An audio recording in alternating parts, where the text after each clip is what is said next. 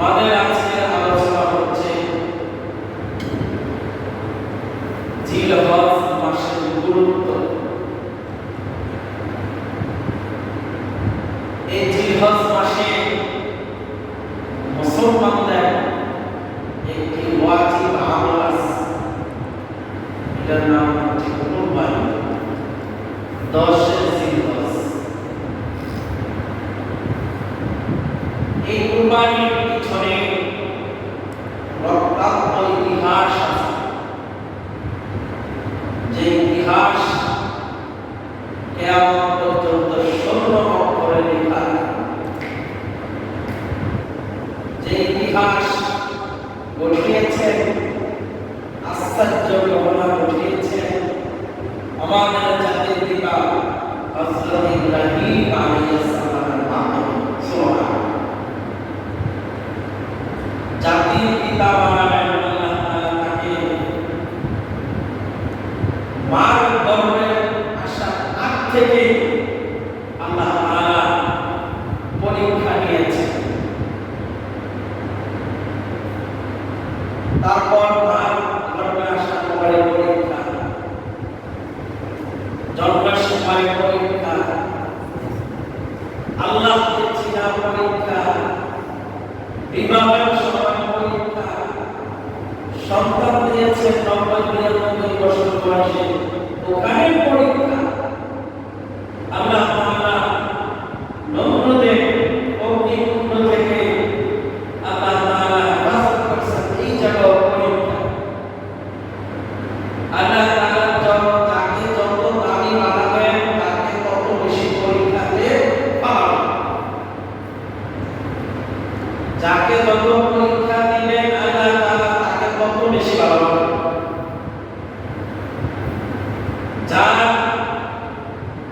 দুনিয়ার জীবনে বিপদ আসবে, জুলুম আসবে, নির্যাতন আসবে, জেল আসবে, জরিমানা আসবে, ধৈর্য ধারণ করে আল্লাহ পাক রব্বুল আলামিন ধৈর্য ধারণকারীকে বিনা হিসাবে জান্নাত দিবেন। সুবহানাল্লাহ। তাহলে মুমিনদেরকে আল্লাহ তাআলা দুনিয়াতে পরীক্ষা করবেন। কি করবেন? পরীক্ষা করবেন। জানের উপরে, মালের উপরে, সন্তানের উপরে, সম্পদের উপরে, সব জায়গায় পরীক্ষা করবেন। কিন্তু পরীক্ষায় যদি আমি ধৈর্য ধারণ করতে পারি, আল্লাহ পাক রব্বুল আলামিন বলেন, বান্দা তোমাকে আমি বেশি ভালোবাসি। সুবহানাল্লাহ। আল্লাহর ভালোবাসার মাধ্যম জান্নাত। সুবহানাল্লাহ। তাহলে আমরা চাই আল্লাহ তাআলা আমাদেরকে সবচেয়ে বেশি ভালোবাসেন। যে মালিক আর গোলামকে বেশি ভালোবাসে তার চেয়ে আর ভালোবান কেউ নাই।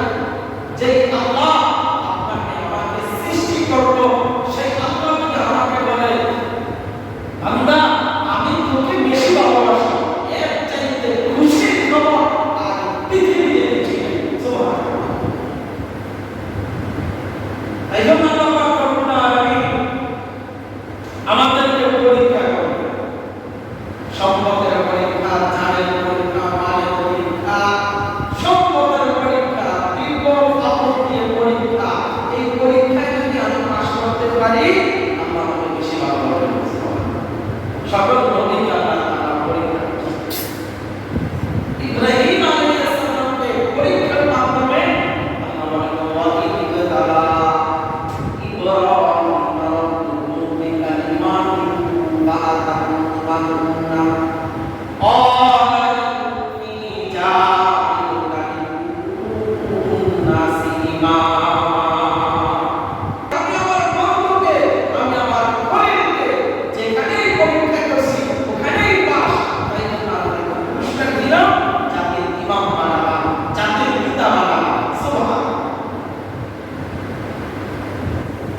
পরীক্ষা যত করবেন ধৈর্য ধরা হবে। আল্লাহ পরীক্ষা করবেন। দুনিয়াতে আসছেন মানে পরীক্ষা দিন। এই দুনিয়াটা হচ্ছে তার ইমতিহান, পরীক্ষার ঘর। এই জায়গায় পরীক্ষা করবেন, পাস ফেল এটা সব কিছু আপনার আমলনামায় লিখে রাখবেন। যখন আপনার আমলনামায় আমার ইয়া ومن يعمل مثقال ذرة شرا يره আল্লাহ আমি যখন তোমার আমলনামাকে তোমার কাছে পেশ করব তুমি যদি যাত্রা পরিমাণ গুনাহ করো বান্দা আমি গুনাহটা তোমার সামনে নিয়ে আসব আর যাত্রা পরিমাণ নেক আমল করো এই যাত্রা পরিমাণ নেক আমল তুমি দেখতে পারবা যদি আমি যাত্রা পরিমাণ গুনাহ করি এটা আমি দেখতে পাবো আর যদি যাত্রা পরিমাণ নেক করি এটাও আমি দেখতে পাবো এটা আমাকে দেখতে পাবে আল্লাহ পাক রব্বুল আলামিন বান্দাকে গুনাহ মাফের জন্য কিছু রাত মাস এই উম্মত মুহাম্মাদের জন্য দিয়েছেন আর কোন নবীদেরকে দেন নাই তাদের উম্মতদেরকে দেন নাই আমাকে এবং আপনাকে আমাদের নবী জনাব মুহাম্মদুর রাসূলুল্লাহ সাল্লাল্লাহু আলাইহি ওয়াসাল্লামের উম্মতদেরকে দিয়েছেন রমাদান দিয়েছেন রমাদানের ভিতরে একটি রাত দিয়েছেন যেটা হচ্ছে লাইলাতুল কদর যেই রাতে ইবাদত করে 83 বছর 4 মাস ইবাদত করলে যে পরিমাণ সওয়াব আল্লাহ পাক রব্বুল আলামিন ওই এক রাতের ইবাদতের কারণে আপনার আমলনামায় 83 বছর 4 মাস ইবাদতের সওয়াব দিয়ে দিবেন সুবহান আমাদের রমাদান মাস আমাদের সামনে আসছে জিলহজ মাস আল্লাহ সূরা ফজরের ভিতরে বলেন ওয়াল ফাজর ফজরের কসম ভোরবেলার কসম ওয়ালায়ালিন আশর আমি 10 রাতের কসম খাইলাম এই 10 রাত হচ্ছে জিলহজের 10 রাত সুবহান প্রথম জিলহজের 10 এটা আমাদের সামনে মাস এটা জিলহজ তারপর আসবে কি জিলহজ জিলহজের 10 রাতের কসম খাইবেন আল্লাহ পাক রব্বুল আলামিন আল্লাহ যেটা বলেন এটাই তো মুসলমান ইমানদার বিশ্বাস করে তবে আল্লাহ বলেন আমি যেটা কসম খাই এটা আমার কাছে গুরুত্ব এবং আমরা যখন মানুষের সাথে কথা বলি যখন আমরা কসম খাই মানুষ এটাকে বিশ্বাস করে ঠিক না আল্লাহ বলেন ওয়াল ফাজর ফজরের কসম ভোরবেলার কসম ওয়ালায়ালিন আশর আমি 10 রাতের কসম খাইলাম মুফাসসিররা বলেন 10 রাত হচ্ছে জিলহজ মাসের 10 রাত সুবহান কোন মাসে জিলহজ মাসের 10 রাত জিলহজ মাসের 10 রাতের কসম খাইলাম জিলহজ মাসের 10 রাত হচ্ছে মোদের যদি এই 10 রাতে ইবাদত করে প্রথম রাতে ইবাদত করলো দ্বিতীয় রাতে ইবাদত করলো একটা রাত আমি লাইলাতুল কদর পরিমাণে হাতে রেখে দিয়েছি সুবহান একটা রাত আমি লাইলাতুল কদরের মতো মর্যাদা দিয়েছি সুবহান লাইলাতুল কদরে আমল করবে লাইলাতুল কদরে তুমি আমল করো 83 বছর 4 মাস ইবাদত করলে যে সওয়াব পাইবা ওই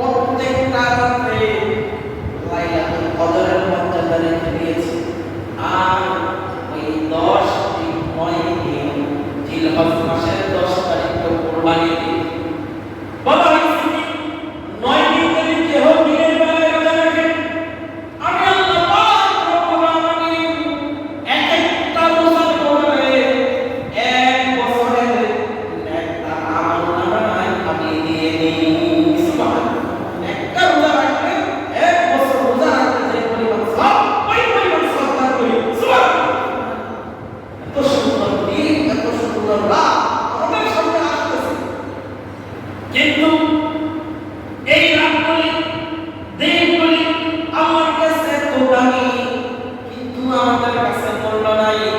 আল্লাহ পাক রব্বুল আলামিন বলেন আমার কাছে 365 দিনের ভিতরে জিলহজ মাসের 10 রাত আমার কাছে যত মূল্যবান, আর কোনো এত মূল্যবান রাত্র আমার কাছে নাই। সুবহানাল্লাহ। আল্লাহর কাছে জিলহজ মাসের এই 10 রাতের মতো আর কোনো মূল্য নেই। এত মূল্যবান এই রাতটি আমাদের সামনে আসছে। আমরা এটাকে গুরুত্ব বুঝি না। কেন বুঝি না? গরু কিনবো কি? গরু কিনবো কি? গরু বাজারে যাইবো কি? গরু দেখতে। কিন্তু আল্লাহ বলতেছেন আমি এই রাতগুলিকে স্পেশাল ভাবে উম্মতে মুহাম্মাদের জন্য দিয়েছি। কিন্তু আমরা হাজারে দুলায় কাটি, গরুর বাজারে যাই, গরু কিনতে 4 রাত চলে যায়। যাওয়ার পরে জোহরের নামাজের কোনো খবর নাই। এরকম পাবলিক আছে না নাই? গরু কিনতে যায়, একটা ওয়াজিব কামাই করে। কিন্তু ফজরের নামাজ কি? ফরজ নামাজ, জোহরের নামাজ বা আসরের টাইমে যদি গরু কিনা না হয়, আসরের নামাজও কি? বা যদি মাগরিবের টাইমে যদি গরু কিনা না হয়, মাগরিবের নামাজও হয়। যদি গুলসুলের ওই দিন যদি না কিনা হয় গরু, এশারের নামাজও হয়। এশার নামাজ পড়লে আড্ডা উড্ডা মাইরা ঘুমায় বা শরীর ক্লান্ত, এরকম ঘুমদায় সকাল 8টা বাজে উঠবে, ফজরের নামাজও কি? বা আপনি যদি 100 বছর হায়াত পাইছেন, 100 বছরের ভিতরে 100টা কোরবানি পাইছেন, গরু দিয়েছেন 5 লাখ টাকা দামে, এলাকার ভিতরে জুনজুনি বাইরা দিয়েছেন গরুটা সুন্দর করে দেখ কে আছে না পাঠিয়েছে, কি সুন্দর গরুটা। এই জুনজুনি বাইরা গরু আছে ওয়াজিব নামাজের জন্য 100 বছরের বড় বড় গরু দিয়েছেন, কিন্তু জোহর নামাজ কাজা করছেন, জোহর নামাজ ছেড়ে দিয়েছেন, এই 100 কোরবানি দান করতে পারবেন। আপনি ওয়াজিব দরদিয়া ফরজের নামাজে এরকম আসেনি সমাজে? আসেনি? এক লোক বলছে পাগড়ি পরা শূন্য, পাগড়ি পরা কি শূন্য, খালি নামাজে পাগড়ি পরে নামাজ পড়া কি? নামাজের ফজিলত বেশি, নামাজ কিভাবে সুন্দর। এই লোক মসজিদে এসে নিজের লঙ্গি খুলে লাগিয়ে দিয়েছে। কি খুলে? সুন্দর বেশি, আমল বেশি, সুন্দর দর থেকে ফরজের বাড়ানো দিয়েছে, লঙ্গি খুলে লাগিয়ে দিয়েছে।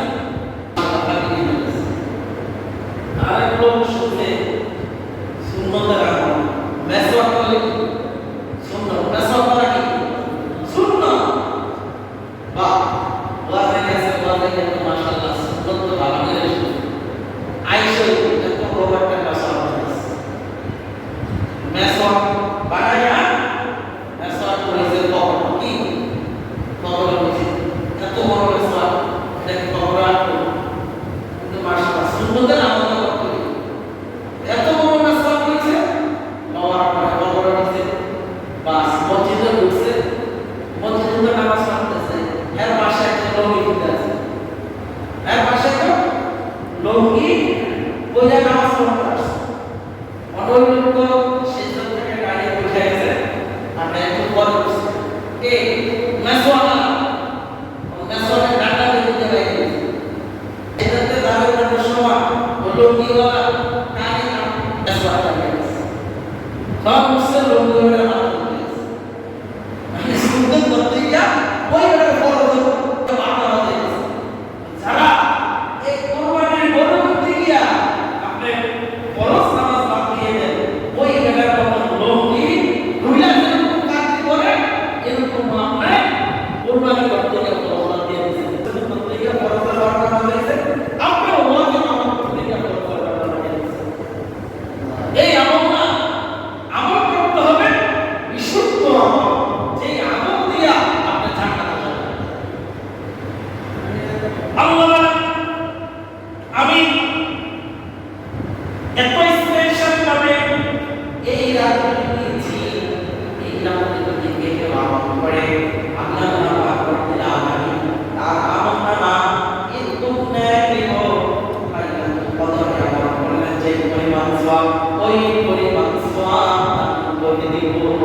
সুবহানাল্লাহ।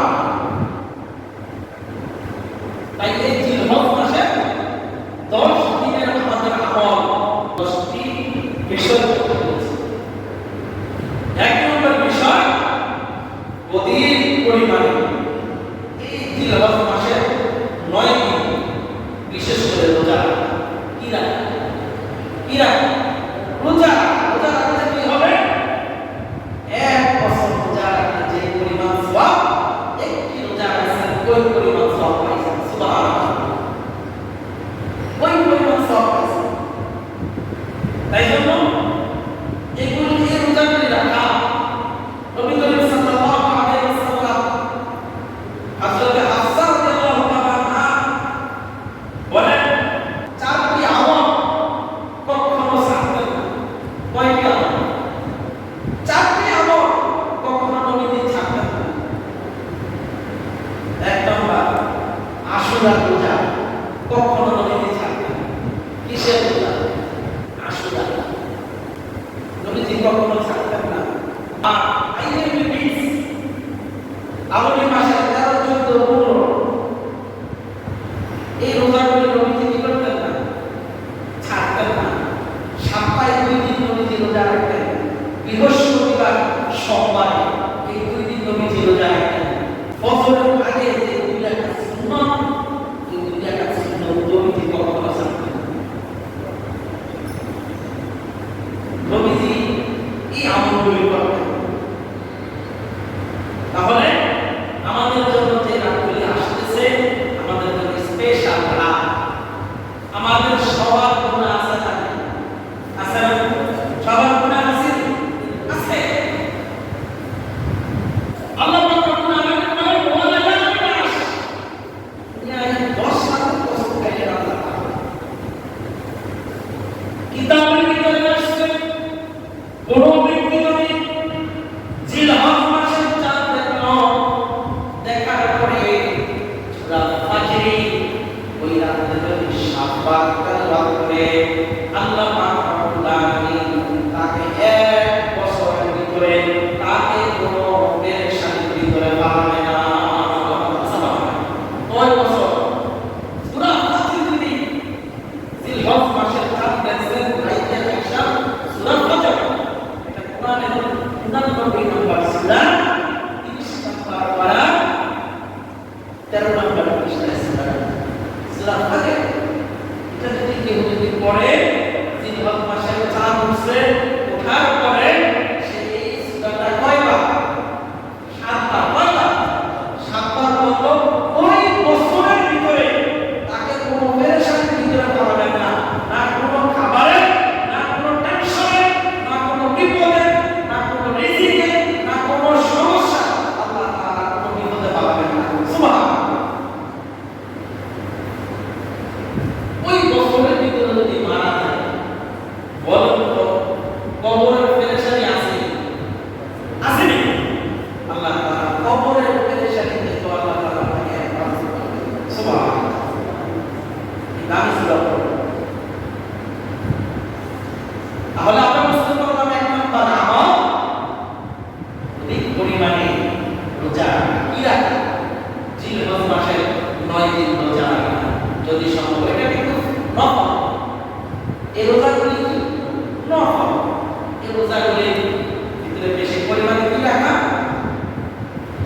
যারা কুরবানি দিবে, যারা কুরবানি দিব অথবা কুরবানি নাও দিব, জিলহজ মাসের চাঁদ দেখছেন, আপনার হাতের লোক, পায়ের লোক, গোঁফ, অবাঞ্ছিত লোক, এগুলি চুল, শেখ হওয়া, এগুলি থেকে বিরত থাকা। কি থাকা? যা দরকার সব দিকে কেটে ফেলবে। লোক, হাতের লোক, পায়ের লোক, চুল, লোক, পশম যা আছে সব অবাঞ্ছিত লোক, যেগুলি 40 দিনের আগে কাটতে হয়, ওগুলি সব কেটে ফেলবে। এটা হলো 2 নম্বর আমল। কয় নম্বর? 2 নম্বর আমল। আপনি চুল, নখ অথবা যে কোনো অবাঞ্ছিত কর্ম আছে, ওগুলি সব দিয়ে জিলহজ মাসের চাঁদ দেখছেন, আপনি আর না কাটলে কি হলো? আল্লাহ তাআলা বলে, বান্দা আমি খুশি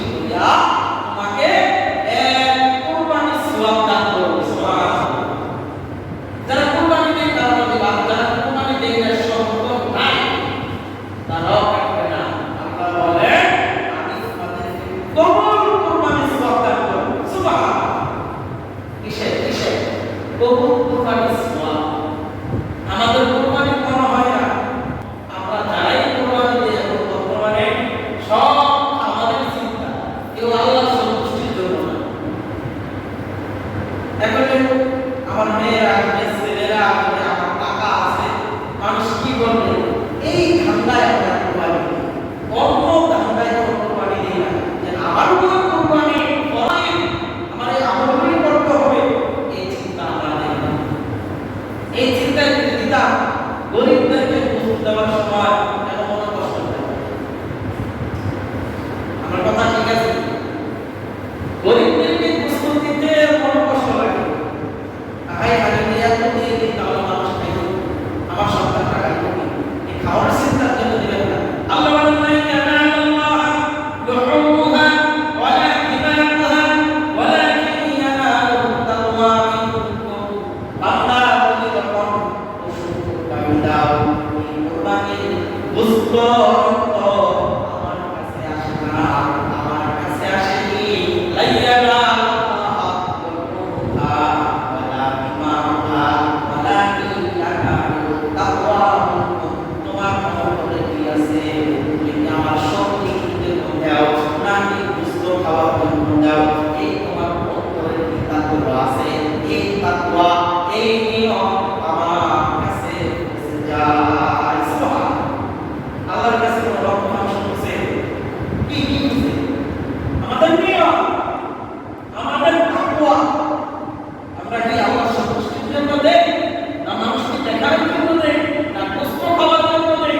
এটা দুনিয়ার কেউ যদি না খুঁজে বুঝে যে আল্লাহ আমাকে আপনাকে সৃষ্টি করেছে, আল্লাহ সব দেখেন। তাই জন্য আল্লাহ বলেন ইন্না সালাতি ওয়া নুসুকি ওয়া মাহইয়ায়া ওয়া মামাতি লিল্লাহি রাব্বিল আলামিন।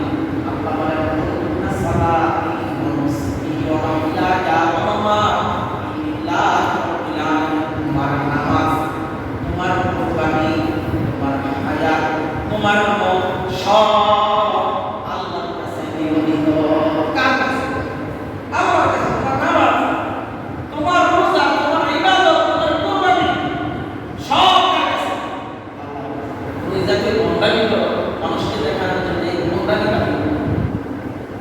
যদি তোমার খাস নিয়ম থাকে, কুরবানি করছো, পশু জবাই করছো, পশুর রক্ত জমিনে করার আগে আগে আল্লাহ পাক তোমার গুনাহগুলি মাফ করে দেয়। সুবহান এরকম ফজিলত পাইতে হলে নিয়ম থাকতে হবে কার সন্তুষ্টির জন্য? আল্লাহ সন্তুষ্টি। এখন বাজারে গরু কিনতে যান, গরু কেনার পরে মাশাআল্লাহ গরুটা কিনে নিয়ে আসলে ওই সময় মানুষের তো মানুষের নাম করে রাখতে না, গরু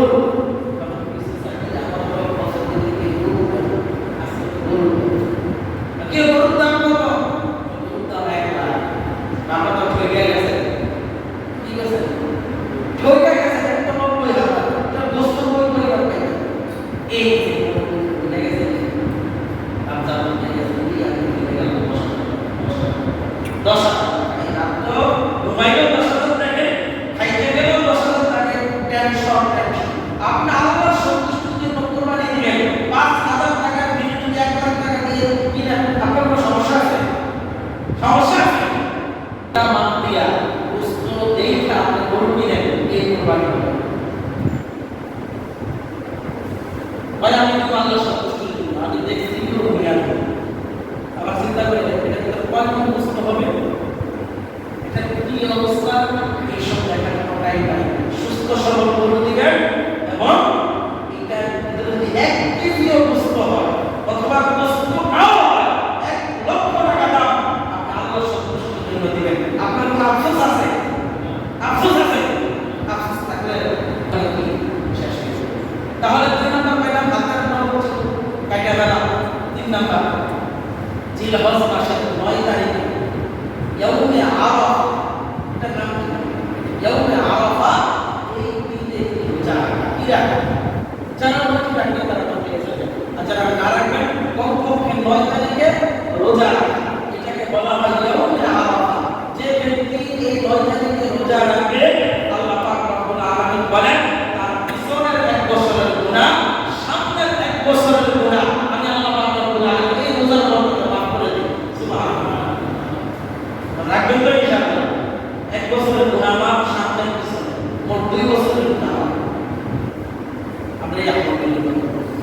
নাম্বার বেশি বেশি আল্লাহ তাআলা কি করা জিকির করা বেশি বেশি আল্লাহ তাআলা জিকির করা। 5 নাম্বার দিনের বেলায় রোজা রাখা, রাতের বেলায় ইবাদত করা। দিনের বেলায় ইবাদত করেন 1 বছর আমল করলে যে সওয়াব ওই পরিমাণ সওয়াব পাবেন। যদি রোজা রাখেন দিনের বেলায় সওয়াব পাবেন 1 বছর। যদি রাতের বেলায় ইবাদত করেন 1 বছর লাইলাতুল কদর ইবাদত করলে যে পরিমাণ সওয়াব ওই পরিমাণ সওয়াব দান করবে। সুবহানাল্লাহ। বেশি বেশি জিকির করা। 6 নাম্বার জিলহজ মাসে চাঁদ দেখছেন তাকবীর দেওয়া। আল্লাহু আকবার আল্লাহু আকবার লা ইলাহা ইল্লাল্লাহ আল্লাহু আকবার আল্লাহু আকবার ওয়া লিল্লাহিল হামদ। কি দেওয়া? তাকবীর দেওয়া। শুধু 9 তারিখ থেকে না, সব সময় জিলহজ মাসে চাঁদ দেখছেন তাকবীর শুরু হয়ে গেছে। কি হয়ে তাকবীর শুরু? তাকবীর না যে কোনো মধ্যে তাকবীর দেওয়া। তাই জন্য তাকবীর দেওয়া। কি দেওয়া? তাকবীর দেওয়া।